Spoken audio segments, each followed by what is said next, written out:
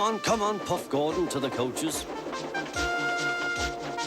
The train went faster and faster, too fast for Thomas. He wanted to stop, but he couldn't. Peep, peep, stop, stop. Hurry, hurry, hurry, laughed Gordon. You can't get away, laughed the coaches.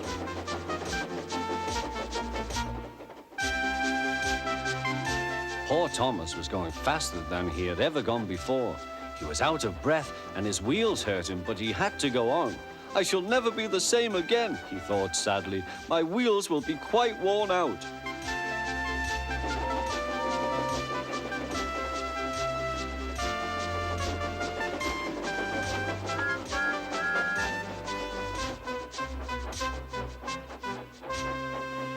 At last they stopped at a station.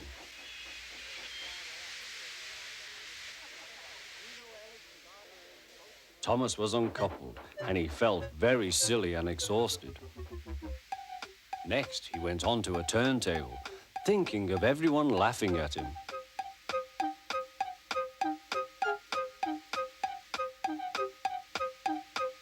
And then he ran onto a siding out of the way. Well, little Thomas, chuckled Gordon, now you know what hard work means, don't you? Poor Thomas couldn't answer. He had no breath. He just puffed slowly away to rest and had a long, long drink. Maybe I don't have to tease Gordon to feel important, Thomas thought to himself, and he puffed slowly home.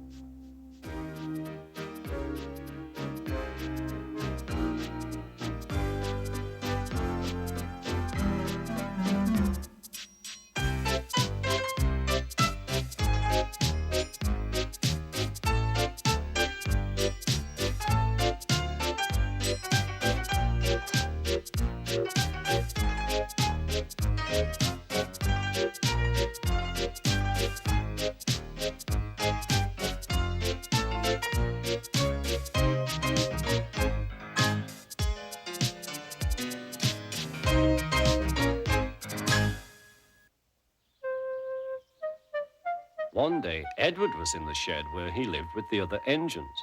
They were all bigger than Edward and boasted about it. The driver won't choose you again, said Gordon. He wants strong engines like us. But the driver and fireman felt sorry for Edward. Would you like to come out today? Oh, yes, please, said Edward. So they lit his fire, made lots of steam, and Edward puffed away. The other engines were very cross at being left behind.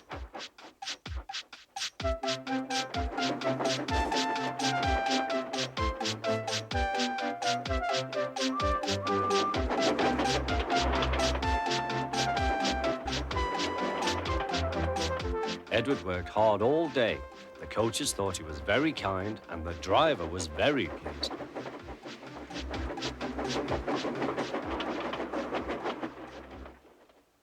I'm going out again tomorrow, Edward told the other engines that night. What do you think of that?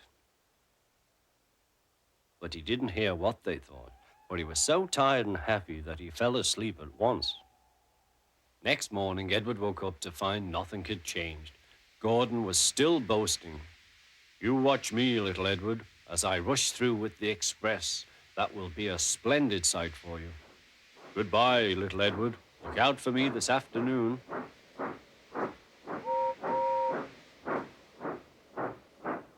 Edward went off to do some shunting. He liked shunting. It was fun playing with freight cars. He would come up quietly and give them a push. Then he would stop and the silly freight cars would go bump into each other. Oh, they cried, whatever is happening?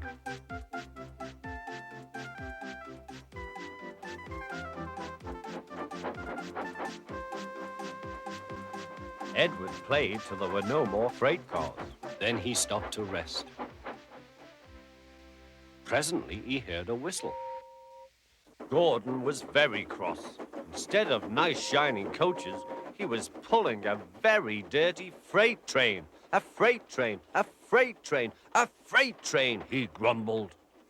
The shame of it, the shame of it, oh, the shame of it. Edward laughed, and went to find some more freight cars.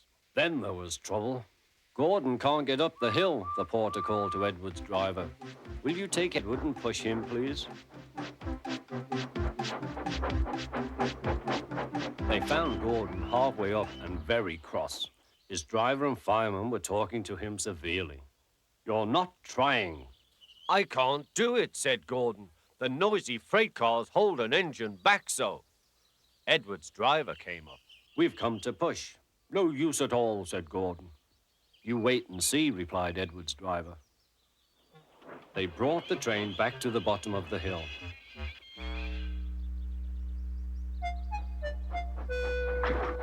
I'm ready, said Edward. No good, grumbled Gordon. They pulled and pushed as hard as they could.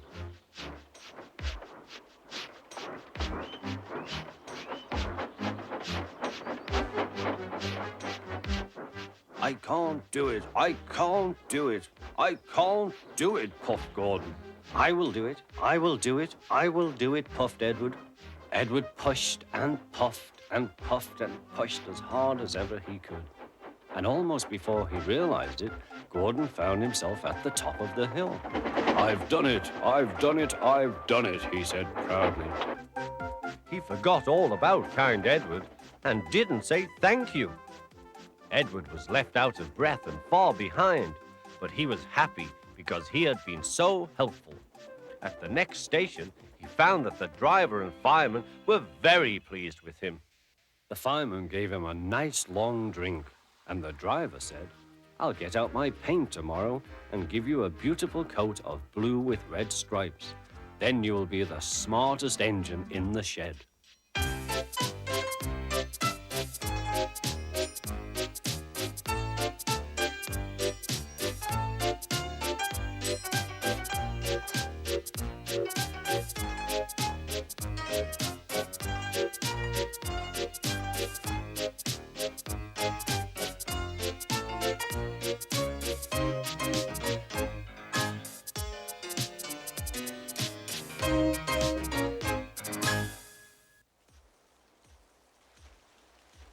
Once, an engine attached to a train was afraid of a few drops of rain. It went into a tunnel and squeaked through its funnel and wouldn't come out again.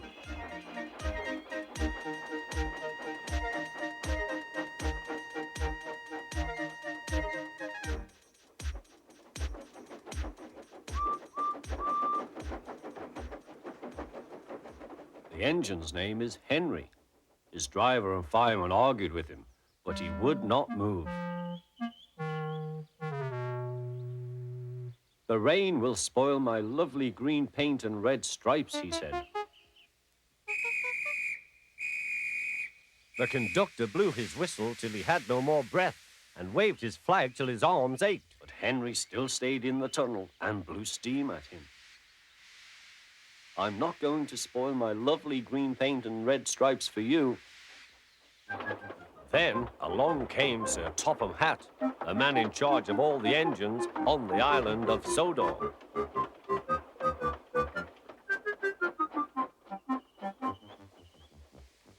We will pull you out, said Sir Topham Hatt.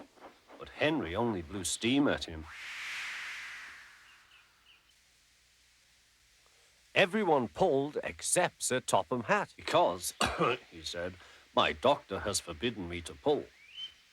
But still Henry stayed in the tunnel. Then they tried pushing from the other end. Sir Topham Hatt said, 1, 2, 3, push!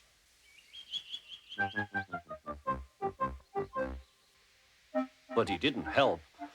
My doctor has forbidden me to push, he said. They pushed and pushed and pushed, but still Henry stayed in the tunnel. At last, Thomas came along. The conductor waved his red flag and stopped him. Everyone argued with Henry. Look, it has stopped raining, they said.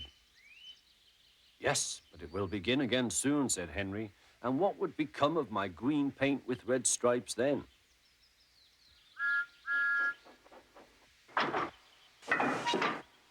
Thomas pushed and puffed and pushed as hard as ever he could. But still Henry stayed in the tunnel.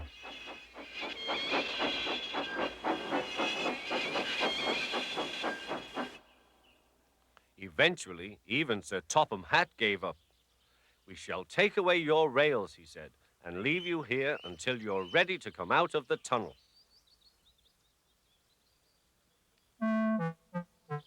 They took up the old rails and built a wall in front of Henry so that other engines wouldn't bump into him.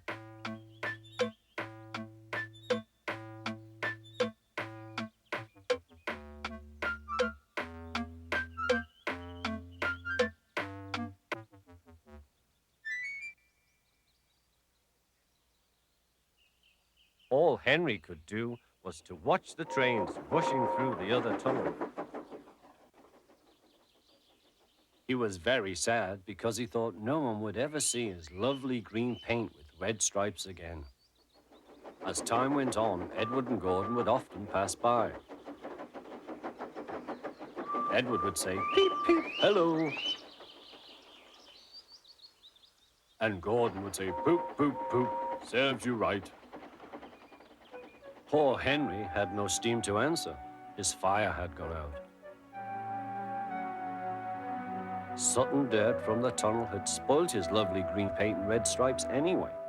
How long do you think Henry will stay in the tunnel before he overcomes his fear of the rain and then decides to journey out again?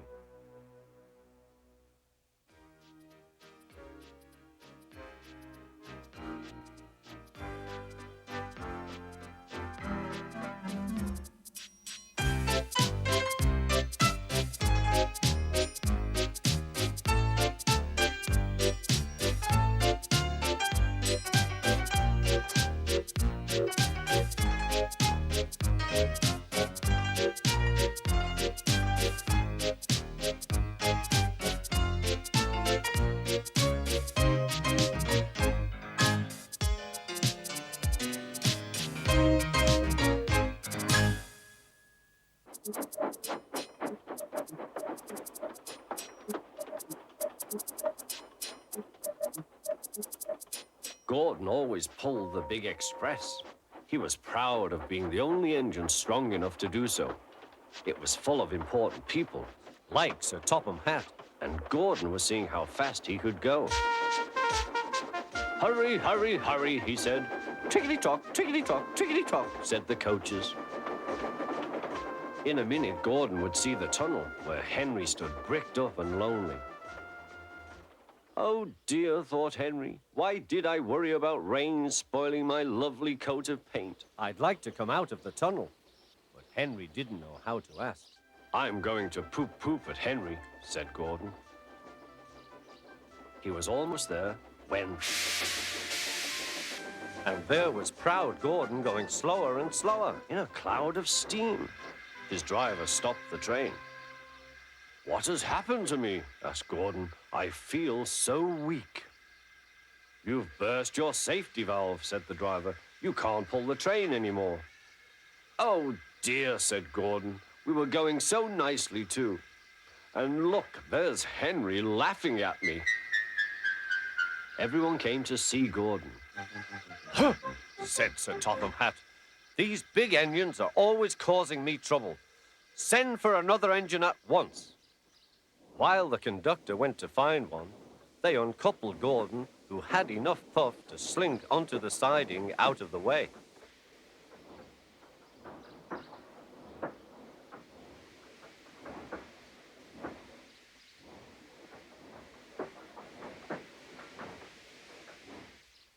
Edward was the only engine left. "I'll come and try," he said.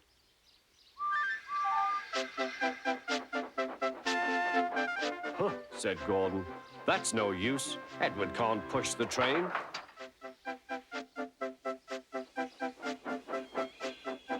Kind Edward puffed and pushed and pushed and puffed, but he couldn't move the heavy coaches. "I told you so," said Gordon. "Why not let Henry try?" "Yes," said Sir Topham Hatt, "I will." "Will you help pull this train, Henry?" he asked. Yes, said Henry.